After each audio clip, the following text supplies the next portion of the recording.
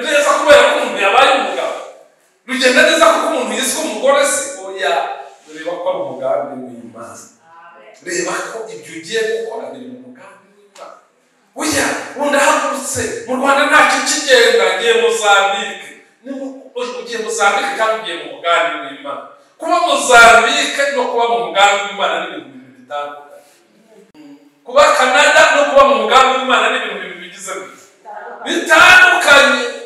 Umugambi w'Imana no ushobora no kukwerekeza muri Kongo kandi wumva ko nta mutekano wari, ariko ugahaha ukaronga kuko ari mu mugambi w'iki. Nuwahera mu mugambi w'Imana uzawe twigendanye. Hari ibyo twakoze ibyari byiza biduhindukira bibi kubera ko twari twenyine. Hari amakuba twahuye nayo aradutsinda kubera ko twari twenyine, ariko nitugendana nawe uzaba uduhagarikiye. Nzabikora. Mose aravuga ati ariko ako kongereho kunyereka mu maso hawe.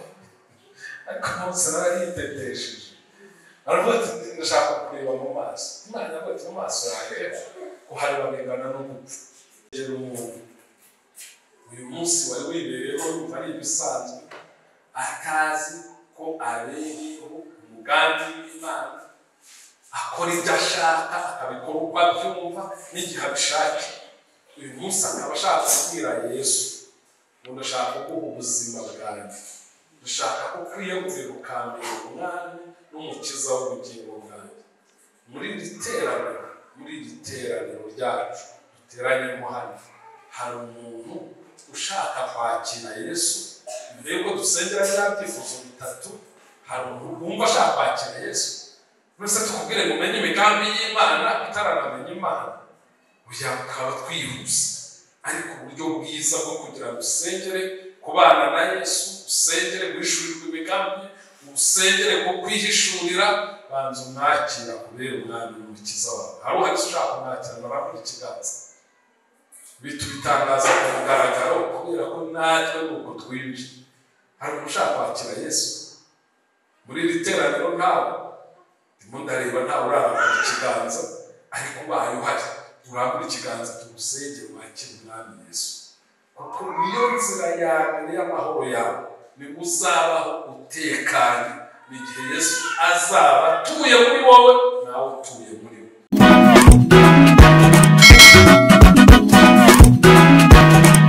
Yesu nashimwe. Nshimiye Imana dushoboje kugira ngo tubane. Hashize igihe naherukaga muri bake, ariko biragaragara ko umurimo wagutse. Izina ry'Imana nirishimwe. Dushimira Imana kandi ko yaturinze tukaba dushoboje umwaka ushize. Ngeze umugisha wo kuza tukiri mu ntangiriro z'undi mwaka, nabyo Imana ibihererwa icyubahiro. Uwiteka wabikoze rero ashimwe. Nitwa Jean Jacques Karayenga, ndi mwene so muri Kristo, dusangiye intego yo kujya mu ijuru. Nta bindi rero twavuga bitari gusangira ijambo ry'Imana. Ndumva aricyo mfite twasangira kuri uyu munsi, kandi kugira ngo namwe aricyo mwari mutegereje. Reka rero dusome ijambo ry'Imana, dusoma mu gitabo cyo Kuva, igitabo cya kabiri cya Mose, igitabo cyo Kuva. Turasoma ibice 33, turahera ku murongo wa 12 tugere ku murongo wa 23. Igitabo cyo Kuva ibice 33, tugiye gusoma amagambo asa n'aho ari maremare, ahera ku murongo wa 12 tugeze ku 23. Kuva ntihagoye kuyahashaka, nizere ko mwahageze. Reka dusome. Mose abwira Uwiteka ati, dore ibyo ntegeka uti, jyana ubwoko ntumenyeshe uwo dutumanye. Ariko waravuze uti ntuzi izina kandi wangiriyeho umugisha.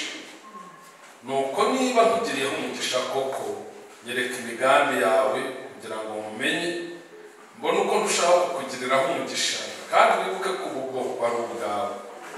aramusubiza ati ubwanjye nzajyana nawe uruhuri.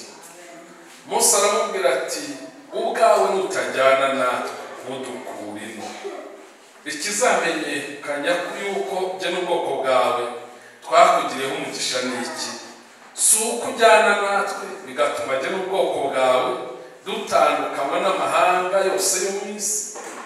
Uwiteka abwira Mose ati n'icyo uvuze ndagikora, kuko wangiriyeho umugisha nkakumenya izina. Aramubwira ati nyereka ubwiza bwawe burabagirana. Uwiteka aramubwira ati ubwanjye nzanyuza kugira neza kwanjye kose imbere yawe, nzivugira mu izina imbere yawe yuko ndi Uwiteka, kandi nzagirira ubuntu nzagirira ubuntu, kandi nzababarira uwo nzababarira. Kandi ati ntiwareba mu maso hanjye, kuko umuntu atandeba mu maso ngo abeho. Kandi Uwiteka ati hariho ahantu bugufi bwanjye, nawe uzahahagarare ku rutare, kandi ubwiza bwanjye bukikunyuraho nzagushyira mu busate bw'igitare gutwikiriza ikiganza cyanjye ngeze aho marira kunyuraho, maze ngo twikureho ikiganza cyanjye urebe mu mugongo wanjye, ariko mu maso hanjye ho ntihaboneka. Imana itugirire neza. Rero aya magambo niyo tugiye kuganira, kandi bifuje ko dufatira hamwe intego y'umwaka. Mushobora kuba mufite izindi mwafashe, ariko Imana yashyize ku mutima wanjye aya magambo ngo tuganire n'iki twasaba muri uyu mwaka. Ko twishimira ko 2023 dusize, tukaba tujye muri 2024. Twishimire ko imyaka iza, twishimire ko turiye ubunani, twishimire iki mu by'ukuri, kuko usanga abantu bagize ibyishimo bitandukanye. Iyo umwaka urimo urangira, abantu ahari bagira ngo tugeze nko mu ijuru, ariko umwaka mushya si mu ijuru. Umwaka mushya ni mu ijuru. 2023 itangira tukuvuga ngo nabyo twishimye kwakunze. Hari n'igihe umuntu yishima akavuga ati barawurashe, ariko ugasanga ni hahandi ikibazo kiracyari, ubuzima buracyakomeje kwakunze. None twishimire iki? Dusabe iki Imana? Kuba umwaka mushyuje bigiye kutumarira iki? Mbere ya byose kugira ngo umenye kwishimira cyangwa gusengera umwaka utaha cyangwa se umwaka mushya winjiyemo, icyane ubanza umenye ko kumenya umuntu ukuntu ateye. Ibintu bishya byose bimutera ubwoba, ibintu atamenyeye. Umuntu yikundira ibintu amenyeye. Iyo ugiye kujya mu bintu utamenyeye, ko babura kwiga. Uzi ko banaguha poromosiyo ku kazi bakakuzamura mu ntera, nabwo ukumva ubwoba burakwishima. Hariya bahitwara gute? Umuzayitwa diregiteri akabaho ati, ukumva ibintu ntibikunze, ukumva urishimye ku ruhande rumwe, ariko ukanibaza uko bizaza. Ibintu bishya rero biravuna. Niba bivuna rero, dukwiye kumenya uko dusengera ibishya tuba twinjiye. Kandi reka mbabwire, umwaka ubundi si muremure, ariko sinamugufi.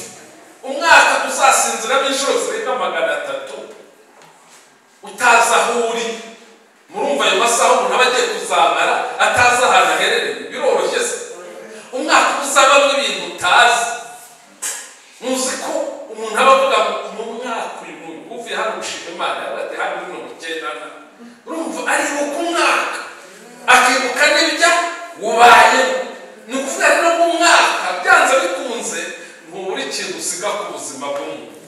Ejo bundi n'umusaraba bashima Imana, umwe aravuga atumva wa mwaka wa 2023 saa 6 z'ijoro zaburaga biki, ati ndakuvumye ntuzanagaruke n'ubundi, kandi biravuga n'ubundi bizagaruka. Ariko kubera ibikomere yahuye nabyo, yumvaga afite ahantu hawubika, yabika akavuga ko umwaka utabayeho, ariko byanze bikunze warabaye. Hanyuma rero kugira ngo umenye gusengera umwaka, wari ukwiye kubanza kumenya intego yo kubaho kwawe. Ubundi ubereyeho iki? Kucyuriho mbere ya byose, mbere yo kutuvuga imyaka, wenda tuzambara 100 cyangwa se tumare 20 cyangwa tumare 50, ariko iyo tuzambara yose ubundi tubereye iki? Kugira ngo umenye ko usengera umwaka, bantu umenye ndi ku isi kubera iyihe mpamvu. Mbere ya byose menya ko ubayeho kugira ngo uheshe Imana icyubahiro. Imana yakuremye, uremye kuteye kuresha iyo taye yawe, iyo sura yawe. Nta kindi kintu Imana yabiguhereye, nta cyatumye kindi kubumba no kugira ngo yiheshe icyubahiro. Musomye Yesaya 43:7 biko handi arambira ngo nzanire umuntu naremye muremeye kumpesha icyubahiro. Nushaka muri ufite santimetero 20 ntacyo ubereyeho guhesha Imana. Ushaka gutemerwa, nushaka abantu bari batakwere, ariko kuri gindi tavuye ukavuga ukabuhari ubereyeho guhesha Imana icyubahiro. Bashaka bavuga ngo rwarundi, bavuga rwarundi uko ukumeze ubereyeho guhesha Imana. Hanyuma rero n'imyaka yiyongeye ni ukugira ngo urusheho gukomeza guhesha Imana. Ubwo impamvu 2023 itarwaye nuko Imana yabonaga kubaho kwanjye kuyihesheje icyubahiro. Ntabwo ari ikibazo cy'amashuri kwangana, si ikibazo cy'ahantu utuye, si ikibazo cyo kuba warariye utarariye. Upfa kuba Imana ikikubona nk'uwahesha icyubahiro, rimwe irakongerera igihe uhesha icyubahiro. Ninsaba rero nongererwe imyaka, ninsaba ngo 2024 iraje, intego muri kwiye gutuma nsaba icyo nkwiye gusaba muri 2024 no kugira ngo rusheho guhesha Imana icyubahiro. Ubereyeho ikinano mu bintu bitumye nano uriho ku isi, buryo ubereyeho itorero. Nivuga itorero ni umubiri wa Kristo ndimo mvuga. Ndimo ndavuga umubiri wa Kristo, abakristo aho bari ku isi. Buriya mu bintu tubereyeho n'itorero, tubereyeho kugira ngo dufatanye kuzana ubwami bw'Imana mu isi. Buri itorero iyo tuvuga itorero ni bande? Ni abantu bafashe ubuzima bwabo bamenya ko bubereyeho kuzana ubwami bw'Imana. Nicyo Yesu yavuze ngo nimunasenge mujye muvuga ngo ubwami bwawe buze. Tubereyeho kugira ngo twamamaze Kristo, umwami w'amahoro, umukiza w'abari mu isi bose. Tubereyeho kwamamaza ubwami bw'Imana. Niba kongerwa imyaka nuko ako kazi kagihari. Impamvu Imana itwongeza imyaka nuko ako kazi ko kwamamaza ubwami bw'Imana kagihari. Menya ngo 2024 Imana ishyizeho iwunyogeje kugira ngo namamaze ubwami bwawe. Ndimo ndavuga ibintu by'ingenzi mubereyeho. Ikindi ubereyeho kugira ngo ubu wa Yesu, ngo ubu wa Yesu. Ndashaka kuvuga cyane, ndashaka kuvuga ko ubereyeho Yesu kabayeho ko bwawe. Nicyo Pawulo yavuze ngo sijya ukiriho ahubwo ni Kristo uriho. Kuba ndiho rero nkwiye kumenya ngo 2024 nageje kugira ngo Kristo arusheho kuba muri jye, kubaho muri jye, ubuzima bwanjye bube bugaragaza Yesu. Nintambuka bamubone, nimvuga bamubone, ntanavuze cecetse bamubone, kuberaho Yesu. Nicyo Pawulo yavuze ngo nabambwe na Kristo ariko ndiho, nyamara sijya uriho, ni Kristo uriho. Ngo nibyo nkora byose, nibyo mvuga byose, ngo bikorera kugira ngo Kristo agire gute, yamamare, amenyekane, abantu bamumenye. None kuki twongezwa imyaka ahubwo tukarushaho gutukisha Imana? Kuki twongezwa imyaka ahubwo tukongera ibi? Yaba narinzi icyo mbereye navuga ngo 2024 we bereyeho Kristo. Bayeho kubwa Yesu. Ndimo ndongezwa imyaka ngo Kristo arusheho kwamamara. Ikindi ubereyeho, buryo ubereyeho gukorera Imana. nicyo gituma ikongeza imyaka. Impamvu ikongeza imyaka ni uko igifite akazi. Muribuka Hezekiya yatumwaho umuhanuzi kandi utavangiye witwa Yesaya, aramubwira ngo raga ibyawe uragiye. Amaze kubimubwira ntiyamubwiye ko avangiwe, yaramusezereye aragiye. Ariko amaze kugenda ngo arahindukira areba ivu. Gusa ubundi icyo si icyerekezo cy'umugabo, no mu kinyarwanda siko bimeze se. Ngo arahindukira areba ivu, aravuga ati kubaho nta kintu kimariye, no kwitwa umugabo nta kintu kimaze. Aravuga ati ariko Mana tuvugane ikintu kimwe, ubu se ko nari mfite gahunda zizi zo kugukorera, ubu ndagiye kwe.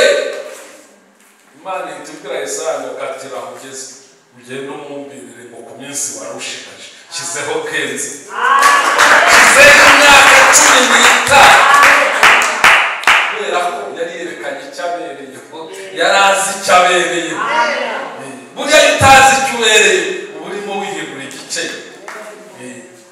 Pawulo nawe arandika aratubwira ngo murabo yaremye, ibaremeye imirimo myiza muri Kristo Yesu, kugira ngo mugire guteze muyigenderemo.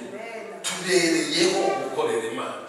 Ntabwo tujye dukorera Imana si imibyizi dutanga, ntabwo ari uko Imana inaniwe, ahubwo nicyo twaremeye. Kubaka akameza katagishoboye kumfasha akakantu kanditse kakaba karacitse amaguru kawe, nuguhita mujugunya hariya muri puberi. Ntuzi ko nta kintu kamaze, kaba gakurikiranze. Icyubahiro gafita nuko kabereyeho icyo kakorewe. Niba icyo kakorewe katakigishoboye, nibajugunye muri puberi n'umwanda nk'indi yose. Ariko kubera ko kagishoboye ibyo karemewe, kahagaze hano duhagararanye hano, kandi kazakavuga muto. Ariko icyubahiro cyabo nuko gakora icyo kakorewe. Niba mutabereyeho icyo mwaremewe, ubundi muri Shimwa 24 bamarira iki?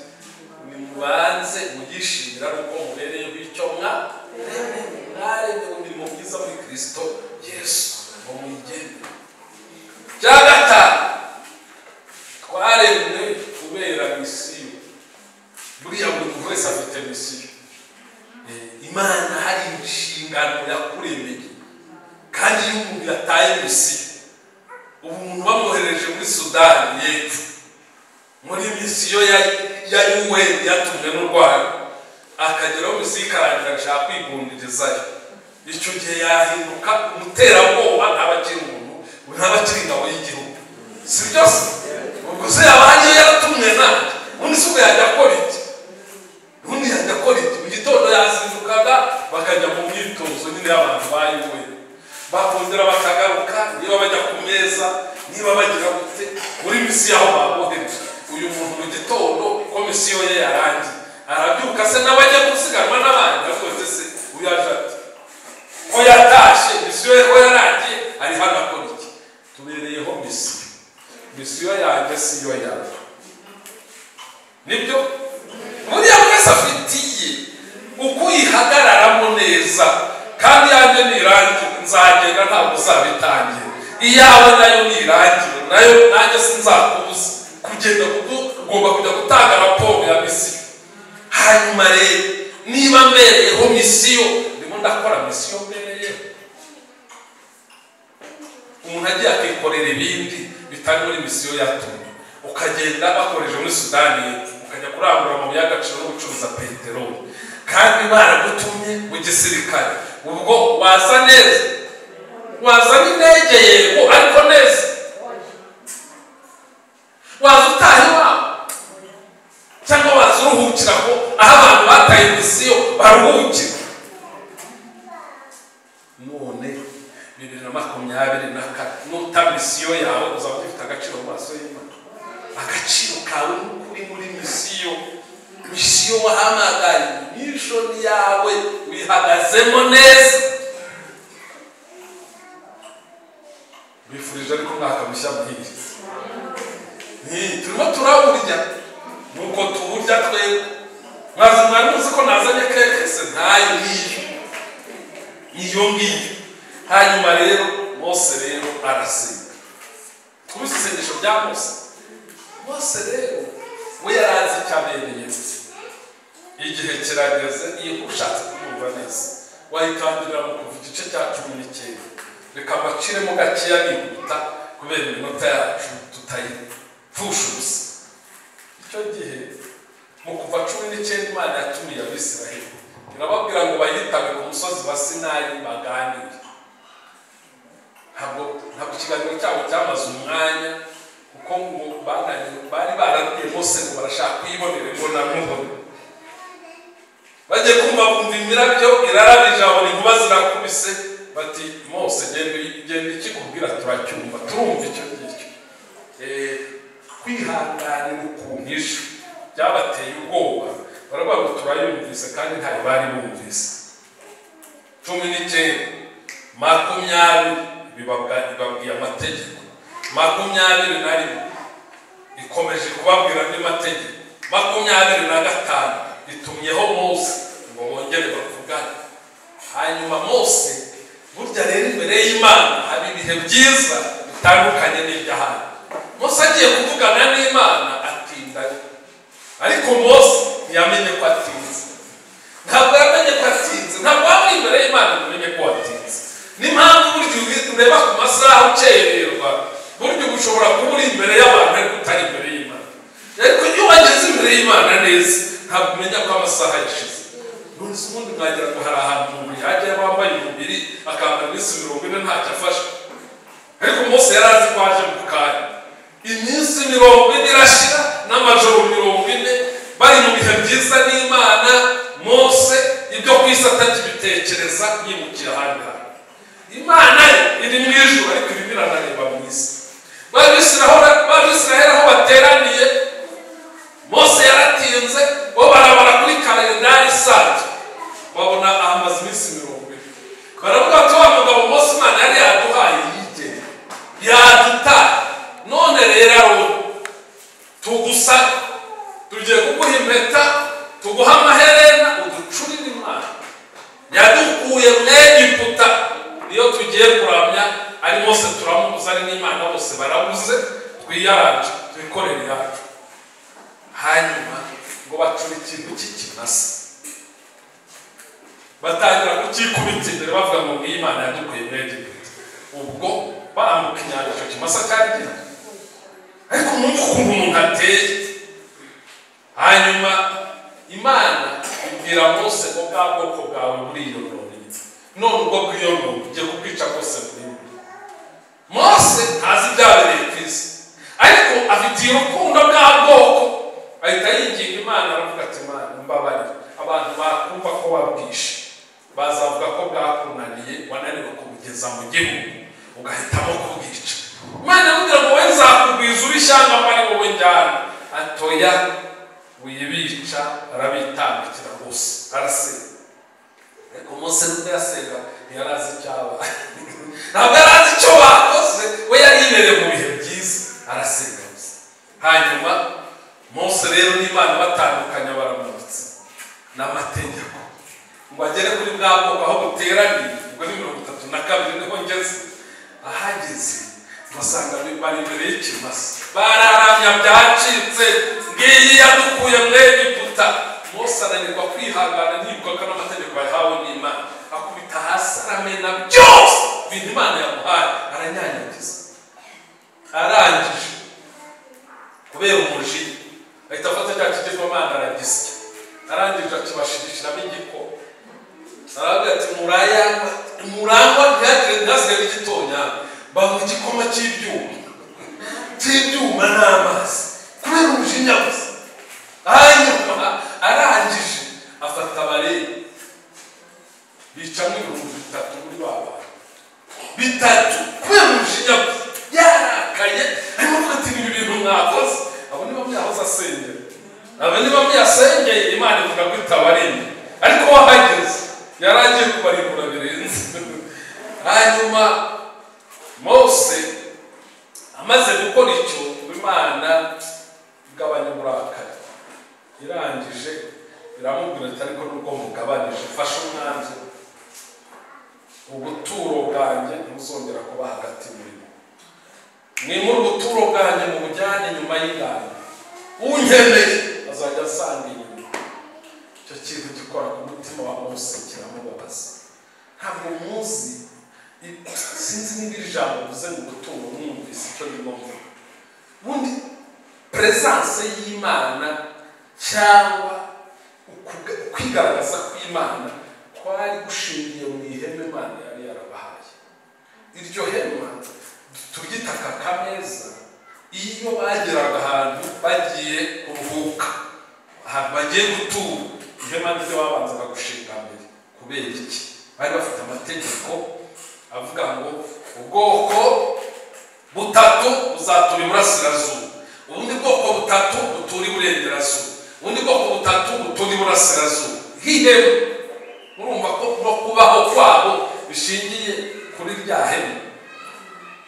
Ubundi buture mu majyepfo, ubundi buture mu majyaruguru, bose kandi kugira ngo ushinge ihema ryawe bategerezaga ko iry'Imana ribanza gushingwa kugira ngo wubake ihema umuryango ureba ku ihema ry'Imana. Ni ukuvuga ngo Abisiraheli uko babagaho, nta Mwisiraheli witaga mu kureba sekirite y'inyuma ye. Barebaga iyo babaga bareba ihema ry'Imana, inyuma Imana niyo yahabarebera. Muriko muranyumva neza? Ntabwo bari bashinzwe gushyiraho abagaride babarebere, abazamu babarebera hano. Aha ngaha Imana niyo yahareba. Ubu icyo yari yabasaba ni ukubaho bareba Imana, ubundi aha ibisigaye Imana ikabireba. Hanyuma iravuze birimutse igiye gutura inyuma yewe. Murumva ikibaye? Murumva ko ubuzima buhindutse? Ese inyuma hazarebwa nani? Ese bazatura bareba he? Ubuzima bwari buhindutse burundu. Niki cyari giteye ubwoba? Mpamvu muzasoma Zaburi 39 Dawidi akavuga ngo si inyuma n'imbere ushyizeho n'ikiganza cyawe cy'iburyo. Ni ukuvuga ngo sekirite yabo yari iri ku Mana. Iyo bareba Imana, ubuzima bwabo bwose bwabaga buri mu Mana. Ndagira ngo rero twumve ibanga ryo kubaho ubuzima butekanye mu by'ukuri. Hanyuma rero Imana ifashe iki cyemezo, icyo cyateye Mose gusenga, kuko yari azi ingaruka zacyo. Asenga amasengesho 3 yonyine niyo tugiye kuganiraho muri aya magambo. Ibyo bindi biraba bihagije muzabyisome. Isengesho rya mbere riri kuva ku murongo wa 12 kugera ku murongo wa 14. Niho yasenze aravuga ati Mana, nubwo ubuzima buhindutse, nubwo ibintu bigenze gutya, mwisabire ikintu, menyesha imigambi yawe.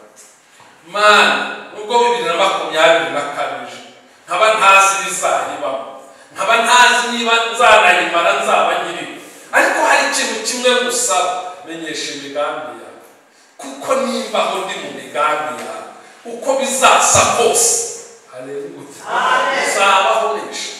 Nimbaho nkaba ndi mu migambi yawe, sinzayoba inzira. Nimbaho nkaba ndi mu mugambi wawe, uko bizasa kose nzaba ndi mu ntsinzi. Nicyo cyatumye Mose aravuga ati yego da urimutse, ariko menyesha imigambi yawe. Ndinde kubaho mbaho mu bitekerezo byanjye. Hari abantu bakunda kubaho mu bitekerezo byabo, bakunda kubaho uko babyibwira, uko yaramutse, uko abidesize bikaba uko abyumva n'uko. Ntabwo ari uko babaho. Ntabwo ari uko babaho. Mu gitondo uratangira utekereje ibintu uti birarara bibaye. Ntabwo ari uko umukristo ushaka kubaho ubuzima butekanye si uko abaho. Uyu muntu ubaho ati azahora mu ntambara zitagira impamvu, azahora arwana n'ibintu atageraho yibaza, avuga ko afite inyatsi kandi ntayo. Umva Mose ibanga aravuga ati 2024 iraje, menyesha imigambi yawe. Ne kugenda ndi bwakeye gutyo ibintu byose bintungura, ahubwo mbeho mu migambi y'Imana. Kuki umukristo ukabaho utungurwa? Wamenye niba ibirenge bya biri mu mugambi w'Imana, niba gahunda zawe ziri mu mugambi w'Imana. Uri umusore ko kuri muravuga uti 2024 ntizigamira umusore, ariko se wamenya niba biri mu mugambi w'Imana cyangwa urashaka kuba umugabo? wagira mu rugo rugenda neza kubera ko umuntu yabaye umugabo, rugenda neza kuko umuntu yiswe umugore se. Oya, reba ko ari umugambi w'Imana. Reba ko ibyo ugiye gukora biri mu mugambi w'Imana. Oya, ubundi ahagurutse mu Rwanda ntacyo kigenda, ngiye Mozambique. Ugiye Mozambique cyangwa ugiye mu mugambi w'Imana. Kuba Mozambique no kuba mu mugambi w'Imana ni ibintu bibiri bitandukanye. Kuba Canada no kuba mu mugambi w'Imana ni ibintu bibiri bigize bitandukanye. Umugambi w'Imana no ushobora no kukwerekeza muri Kongo, kandi wumva ko nta mutekano wari, ariko ugahaha ukaronga kuko ari mu mugambi w'iki. Nuwahira mu mugambi w'Imana uzaronga, ariko nuwahira mu bitekerezo byawe ushobora gusarura umuyaga. Mose arasenga aravuga ati Uwiteka we, oya ujya umbwira ko umpamagaye kandi ndabikunda, uranambwira ko umpumye ukanambwira ko aribyo uzagenda imbere y'ubwoko bwawe, ariko banza umenyesha imigambi yawe. Kuba ugenda imbere nta mugambi ntacyo byamarira. Yabwira gitoga ati nzamunundere, urabanyihereye, bari mushumba. Ntabwo byari byo bikomeye. Kwitwa umushumba, n'uw'ihene ni umushumba, n'uw'inka ni umushumba, icyo si cyo kibazo, ahubwo uzi umugambi w'Imana. Haleluya. Amen. Kwitwa diregiteri ababyiswe ni benshi, kwitwa meya ababyiswe ni benshi. Bamwe hari aho baruhukiye undi, abandi barahabwa. None se ubu ikibazo ni amatitere cyangwa ikibazo ni umugambi? Soma nyumvise cyangwa icyo cyifuzo mwacyumvise? Menyesha imigambi yawe. Ntabwo ikibazo ari uko ugiye kurangiza ukagira diplome ukagaraduwetinga. Hari abafite experience y'imyaka 15 mu bushomeri. Ubwo ikibazo ni graduation cyangwa ni umugambi w'Imana. Bamenye umugambi w'Imana kuruta kumenya ko wiswe dogiteri. Ubundi aho ni hakomeye. Imana babera umugisha n'icyo kimwacyo. Mose rero yarazi gusenga. Imana yamusubizaga icyambere, yahitaga akuramo icyifuzo cya kabiri. Iramushubije iti cyo nacyo, ubwo bangiriye umugisha ndakumenya izi nacyo ndacyemeye. Ati okay, ubwo ucyemeye rero reka nsabe ikindi. None uracyemeye ukambwira ngo tugende twenyine, nitutajyana ntudukurire. Ntugire gute? Ntudukurire. Ariko kujyana n'Imana urumva abantu icyo birimo ibanga ryabo murabyumva. Mose ati ndagusabye 2024 tuzajyana. Kurama ndabikunze ni byiza, ariko kurama jyenyine ndabyanze, nyemerera tuzajyana. Mose Imana imutuma kwa Farawo ntigeze azana ibyifuzo bingana bityo. Igihe imwohereza kwa Farawo kandi hari akazi, kwinjira kwa Farawo ntabwo byari byoroshye, ariko uzi ko atigeze azana ibyifuzo nk'ibi ngo abure Imana bigeza. Ariko ahangaha yaramaze gusobanukirwa ibintu byinshi. Hari impamvu yari yazanye ubwoba kuri Mose. Yambere, kumva Imana yahinduye ubuturo kuri Mose cyari ikibazo kimuteye ubwoba. Avuga ati none urambwira ngo ngende, ndakomeye uranzamuye, nitutajyana ntudukurire. Icya kabiri, Mose yari yamaze kubona ko bwa bwoko butoroshye butagonda ijosi. Avuga ati aba bantu twambukanye inyanja bareba, ikaduha amani bakarya, ikaduha amazi kuri cya gitare bakareba mu butayu. Aba bantu kumbwira ngo irabampaye, irabambimo n'ibintu nzabivamo. Ati Imana umva, nitutajyana ntudukurire. Gatatu, Mose yari yatiye. Umuribuka Mose avuga yuko atabasha kuvuga, Imana ikamuha Aroni. Yarasabwa n'umuvandimwe, ariko murebe Mose kubura gusa iminsi 40 agasanga Aroni ayoboye iteraniro ryo kuramya ikigirwamana, ari nawe umaze kugikora. Ibyo bintu byari byoroshye. Uri Mose wa mbere avuga uti inshuro nyinshi Imana ikora ibitangaza reba burya nta kintu naramenye nuko nguko agitekereza aracyakora Imana aracyakora ibigirwamana ko Mose rero aravuga ati Uwiteka we nitutajyana ntudukure kujyana n'abandi n'ibikimpagije kujyana n'Abisirayeli n'ibikimpagije ahita amenya ko burya kubana n'Imana biri personel biri personal ntabwo ari ibintu bya rusange aravuga ati nitutajyana njye nawe ntudukure mu bintu biri gusaba muri 2024 saba kubana n'Imana wowe ku giti ntuvuga ngo twebwe baradusengera ngo twebwe ngo muri ministry yacu ujya saba Imana ngo nitutabyara wikwirirwa nk'urimo wowe umenye kuri kumwe n'Imana ku giti cyawe. Umunsi umwe Yesu bagize akazi kenshi abwira abigishwa ati rero urabona ko mfite akazi kenshi ko gusezerera abantu none nimutege ubwato bwihuse mube mwambutse hakurya. Abigishwa icyo bagitekereza bahita bavuga bati turabona habuze n'ubundi kandi bari bamaze no kurya imitsima bahaze buri wese amuhaye intonga y'umutsima wese afite igitebo cye bahita batega ubwato barigenda muzi ibyababaye bamusize hakurya hajya bagezeyo sanga hakurya bahageze sanga ngo babaye bakinjira umurabo uratangiye ubakoza hino Yesu yabagezeho mu rukerera nka saa 10 bakiri mu nyanja abantu bambutse bateze yihuta undi yasigaye hakurya bagiye kubona babona bagezeho saa 10 za mugitondo kandi ntiyagendaga mu muraba bagendaga hejuru y'umuraba we ntajya ajya mu muraba wowe wasize ugenda hejuru y'umuraba bagenda ngo wajyaga nk'ubu wajyaga uri mu nyanja urabizi none usize ugenda hejuru y'umuraba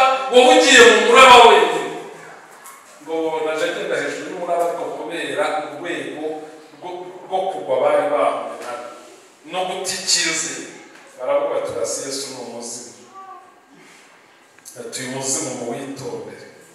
Yesu aravuga ati si ni umuzimu ni jye bataya atuye ni umuzimu tu ariko bari bazi ko umuzimu ari ugenda hejuru y'umuraba kurusha Yesu.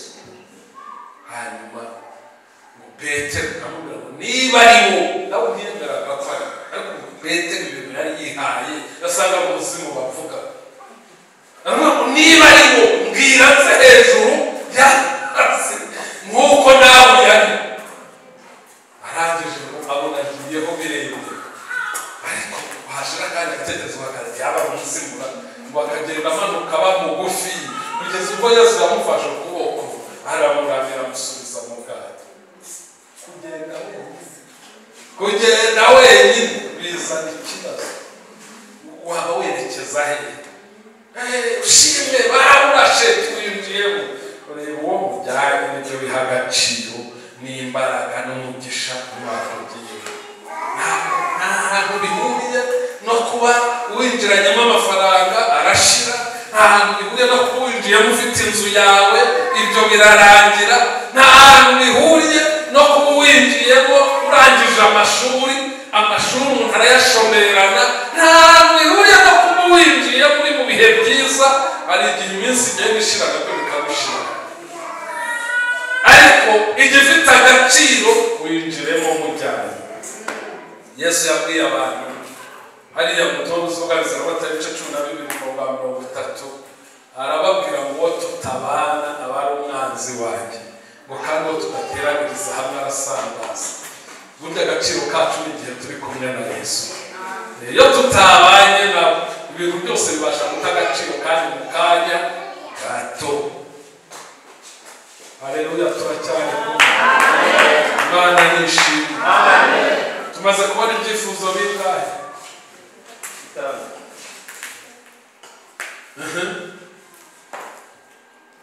Byambere twavuze icyo mwaremwe icyo mubereyeho ariko ibyifuzo by'amasengesho tubonye byo ni bibiri. Icyambere umenyesha imigambi icya kabiri tutajyana nawe ntugire gute turashaka kujyana n'Imana. Niba ari 2024 tuzamara yonyine tuzaba turi kumwe n'Imana. Niba hakiri indi mirongo imbere muri mirongo tuzaba tukiri kumwe nande. Reka Mose yarazi kubana n'Imana icyo bivuze. Baragendanye bageze ku nyanja inyuma, ingabo za Farawo imbere, ni inyanja hirya no hino, imisozi ya Sinayi mutayi itagira n'igiti, itagira n'icyatsi wafata ngo uri umusozi, ariko kuko ari kumwe n'Imana aravuga ati Uwiteka we ziradukoze. Imana iravuga ngo iki gitumye ntakira ntabwo iyo nkoni bwira Abisiraheli bakomeze bagire gute yatagira uwo bajyanye byari kugenda yaza kuba yagiye wenyine mu byari kugenda. Undi munsi baba baramuhindutse badukurira ikimwe Egiputa, amazi arabuze, amatungo yacu yishwe n'inyota, natwe turashize. Imana iramubwira tubwira icyo gitare mugenda naho kizana amazi. Urumva kugendana n'Imana, iyo wagendanye n'Imana iriba riba rihari, iyo wagendanye n'Imana mu nyanja hari umuhanda, iyo wagendanye n'Imana impare zihinduka inyama zitunga ubwoko, amezi agashira barya inyama. Kugendana n'Imana harimo sitoke, kugendana n'Imana harimo sekirite, kugendana n'Imana harimo amazi, harimo isoko. Haleluya, haleluya. Icyampa mukazagendana n'Imana muri mwe. Twigire ku cyifuzo cya gatatu ngenda kugera ku musozo. Cyifuzo cya gatatu umva ikintu Mose yasabye. Amaze kucyemererwa aravuga ngo uko wangiriyeho umugisha ntakumenya izina, n'icyo usabye nacyo ndagikora. Mose akabonye akibitse aravuga ati ariko ikintu noneho niba ari uko ibintu bimeze reka wisabire ikintu, bishurira ubwiza bwawe, ndashaka kunyihishura. Muzi ukuntu Imana yamushurira, yaramubwiye ngo nzanyuza kugira neza kwanjye kose imbere yawe, kandi nzivugira mu izina imbere yawe. Haleluya, mvuga ko ndi Uwiteka, nzagirira neza uwo nzagirira neza, nzababarira uwo nzababarira. Muzi ibintu Imana yarikoze kuri Mose, kugira neza kw'Imana kose ikamunyuza imbere, ariko kose umuntu murakumva muri make iramubwira mugabiye nta kintu gisi. Iravuga ngo kugira neza kwanjye kose kuzanyura imbere yawe, iki nzivuga mu izina, ndi imbere yawe. Muri make urwango ineza yanjye nyiguhaye ukizeho n'indahiro, kuko impamvu yivuga mu izina nuko ntigira undi urahira. Irahire neza, ubundi umuntu yirahira ubushobozi, none usuka ariko urahira rero uti nzanarahira kw'ibyo gihe nzabikora. Mose aravuga ati ariko ako kongereho kunyereka mu maso hawe. Ariko Mose nararitetesheje aravuga ati ndashaka kureba mu maso. Imana iravuga ati mu maso yanjye kuhareba bingana no gupfa. Ariko nubwo bimeze bityo nziyaranje ngira ikintu nkwereka, ntabwo uzagira Imana, nziyaranje ndeba akantu nkwereka. Iramubwira ngo hari ahantu bugufi bwanjye. Haleluya, hari ahantu bugufi bwanjye nuhahagarara ukikomeza mu busate bw'igitare kihari, nzaza gushyireho ikiganza, hanyuma ntambuke. Nimara gutambuka nzagutwikurubaho ikiganza, urebe mu mugongo, mu bitugu byanjye. Ibyo nibyo nta kintu nzaba nakoze, ibindi byo ubibonye wapfa. Haleluya, hari ahantu bugufi bw'Imana tujya tubonera ubwiza bw'Imana, kugira neza kw'Imana kukaduca imbere. Ngo ariko aho hantu ni mu gitare. Hasi iki gitare mwakimenyera, iki gitare mwakimenya. Yesu yaravuze ngo mwumve amagambo yanjye akayakomeza, ngo uzabera nk'umunyabwenge yubatse inzu ye ku rutare, ngo imivu iratemba, imiyaga irahuha. Ya 2024 na 2025 ngo byose byikubita kuri iyo ngo ntiyagira ikintu, yambuka imyaka ikambuka indi. Iyo umuntu yikomeje aho kuri icyo gitare, imyaka irahita ikamusiga aho ngaho, amagambo agahita akamusiga, abagambana bakagambana akaguma aho ngaho, imitego ikaza ari magana. Hari ahantu bugufi bwayo aho ngaho mu gitara aho ngaho, iyo uhikomeje muri ibyo yaramusaba ikomeze naho ahandi umusenyi, naho ahandi arakomeza aravuga n'icyo gihe azazi ngo azasanga niteguye nambaye gukiranuka. Haleluya. Hari ahantu bugufi bw'Imana igusaba guhagarara muri 2024 ukikomeza muri icyo gitare ugakomerera muri cyo, atari ukibamo mu gitondo gusa muri wagiye, atari ukibamo warindwe ejo nusonza uvuge ngo ujye hanze y'igitare. Ni ahantu umuntu yikomereza akahahagarara, ihumure ryose ry'Imana rikaza, ineza y'Imana yose ikahamusanga. Nuguma mu gitare nzanyuza kugira neza kwanjye kose imbere yawe, ineza y'Imana izagusanga kuri aderesi. Aderesi ni mu gitare. Ijambo ry'Imana rikavuga ngo nimuguma muri iki, amagambo yanjye akaguma muri icyo gitare aho ngaho mukaguma, ngo muzasabe icyo mushaka cyose muzagira gute, nzanyuza kugira neza kwanjye kose imbere yawe. Ariko uhagaze ahantu bugufi bwanjye hariya n'ubikomereza, ndagira ngo mbabwire muri uyu mwaka nimusabe guhagarara muri Yesu mukaguma mukikomereza muri Kristo, kuko muzabura kugira neza kw'Imana kubanyura imbere, atari uko imvura yaguye neza, atari uko izuba ryaviriye igihe, ahubwo kuko izuba ryo gukiranuka ryo ritazima ritanababura aho rivira. Hari ahantu bugufi bw'Imana ndimo murarikira kwikomeza. Uzi ko abantu bakizwa ariko mu gitondo bitwa abakirisito ugasanga ibintu yabihinduye, ugasanga araririmba ariko ntari mu gitare, ugasanga araterana ariko ntari mu gitare, afite ibindi yikomeje. Biriya wikomejeho byose ni iby'agaciro gake. Hari ahantu bugufi bw'Imana ukomerera, ukajya ubona kugira neza kw'Imana gutambuka imbere, ukajya ubona Imana ifite ibintu bikora mu buzima bwawe. Icyampa mukaguma muri iki gitare, mukagira ngo sindi mugana ku musozo. Ndimo ndasoza mbabwira iki, hari ikintu ndimo mbifuriza muri 2024. Ndabifuriza kubanza kumenya icyo mubereye. Ntabwo mubereyeho bimwe byose mwibwira n'ibyo abantu bababwira. Imana ifite icyo yakuremeye muri uyu mugambi w'Imana, kandi kugira ngo ubeho utekanye biragusaba kumenya umugambi w'Imana kuri wowe.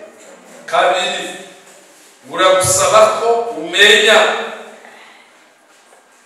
ko uri kumwe n'Imana utabishidikanya.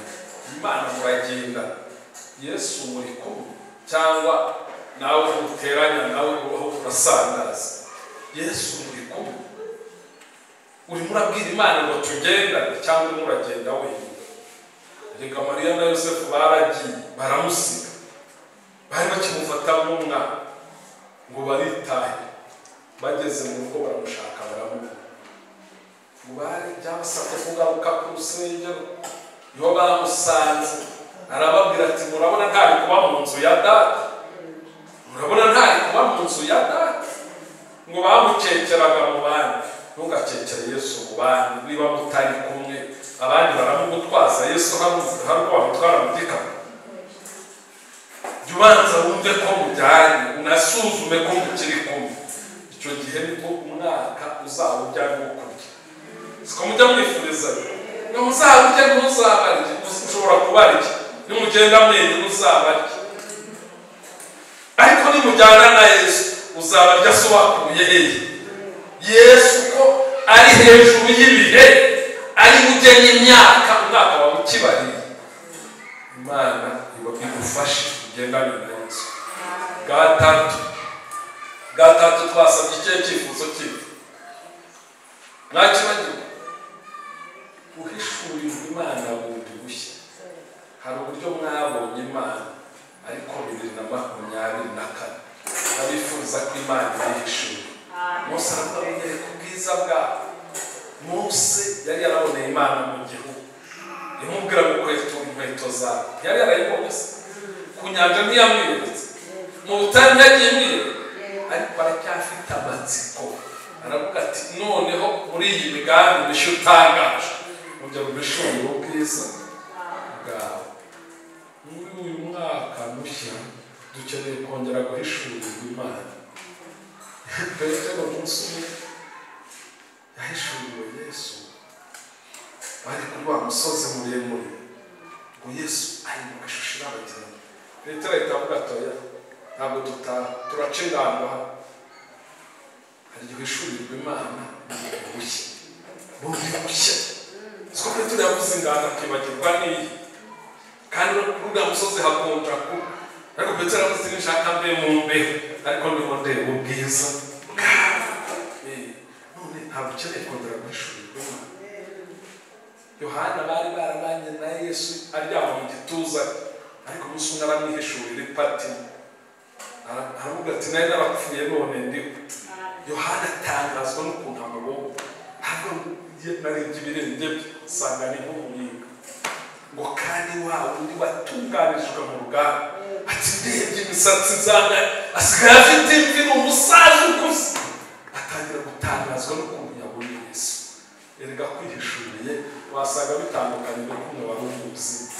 Kumwe bamukubwiye usaba kwihishurira, usaba kwiyereka ku giti cyawe, ugira iyerekwa ry'Imana yawe. Ubu erega buriya tuzavuga Yesu uruta uwo wahishuriwe. Nabimubizi nta n'ubwo ushobora kuramya Imana uruta uko wayihishuriwe. Ubu iyo muhagaze ahamurana uramya buri wese aba aramyingana n'iyo yahishuriwe.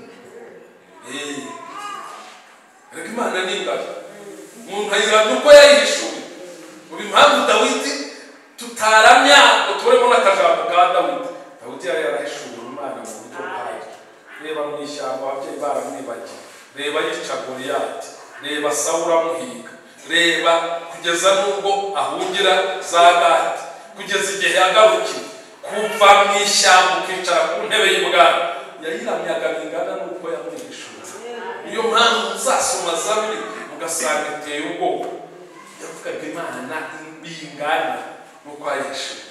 Ubunani burya muramya bingana, muhore mwifuza guhishurirwa Imana bundi bushya, cyane kongera ikabihishurira.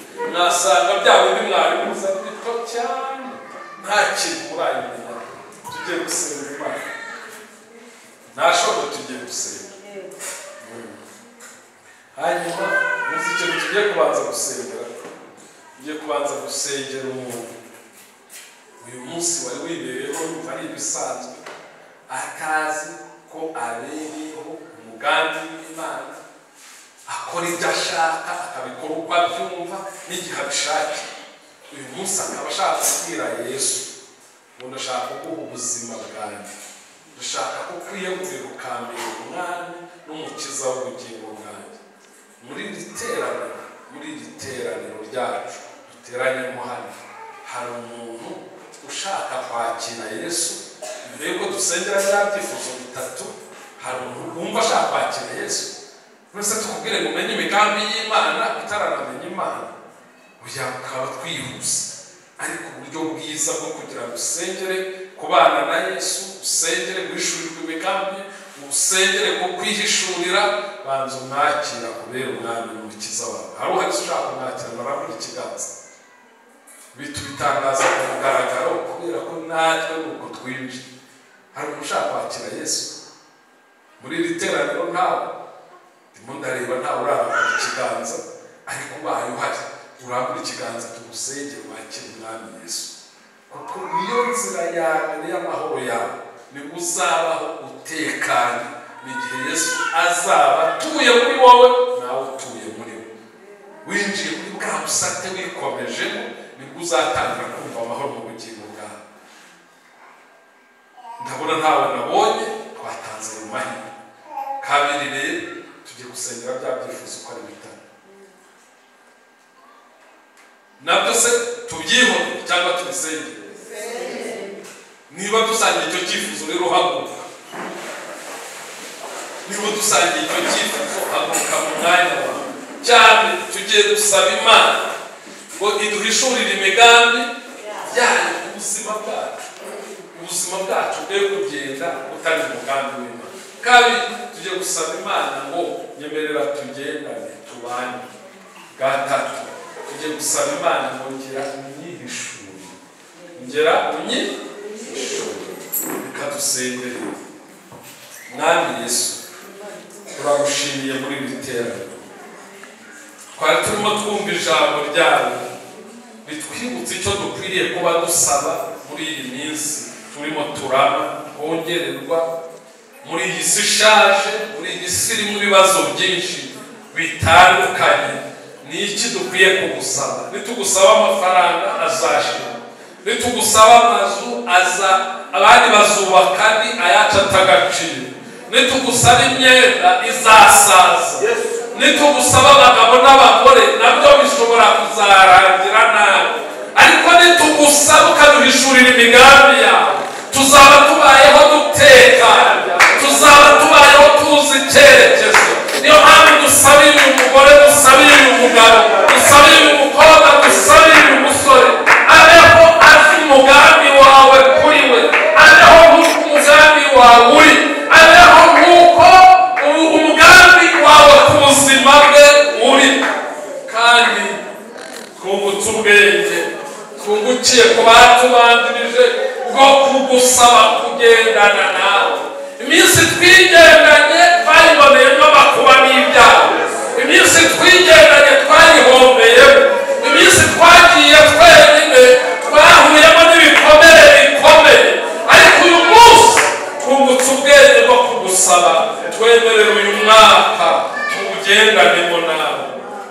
Hari ibyo twakoze biranga kubera ko twigendanye, hari ibyo twakoze ibyari byiza biduhindukira bibi kubera ko twari twenyine, hari amakuba twahuye nayo aradutsinda kubera ko twari twenyine. Ariko nitugendana nawe uzaba uduhagarikiye, nitugendana nawe ibimeze nk'inyanja uzabikamya, nitugendana nawe Yeriko zizaba imbere yacu, nitugendana nawe ahatari inzira hazaba inzira, imisozi uzayicisha bugufi, ahatari inganire uharinganize. Izina ryawe niryubahwe, ukuri Imana ikunda kugendana n'abantu bayo. Twongeye kugusaba kutwihishurira. Reka Mwami amaso y'imitima yacu ahweze, tumenye ibyo twiringiza Mana waduhamagaye, tumenye n'ubwiza bw'ibyo uzaraga bera, tubeho tuguhishuriwe rwose. Reka amaso yacu ye kureba ibyino by'igihe gitoya, niko Pawulo wamuhishuriwe yavuze ngo twebweho ntitukireba ku biboneka, ngo kuko ibiboneka ari iby'akanya gato, ariko ibitaboneka ni iby'iteka. Natwe twihishurire kugira ngo tugire amaso areba ku bitaboneka bihoraho. Izi ntege zireba ku biboneka zituma duhora dukora ibiduteranya nawe. Mwami, izi ntege niziveho, twambara imbaraga nshya zituma Mwami tureba kwitaboneka ibeshaho ibiboneka. Tanga umugisha kuri aba bantu bawe, ubakore ku maso bimuke, be kugumana amateka y'uko bakubonye gusa, ahubwo bongere bakubone bundi bushya. Reka umurikire ubuzima bwabo, umurikire ubugingo bwabo, umurikire imitekerereze yabo, ihindukire mu kukubona no mu kugusobanukirwa. Turagushimiye rero, ibintu bidukorera tuzanesha icyaha, ibintu bidukorera tuzahora tukwiteguye, ibintu bidukorera ntabwo tuzatsindwa n'ibihe, ahubwo tuzahora turi mu itsinda ry'abanesha baguhesha icyubahiro. Shimirwa kutanze umugisha ku bantu bawe, shimirwa Mwami kutanze izi mbaraga ku bantu bawe.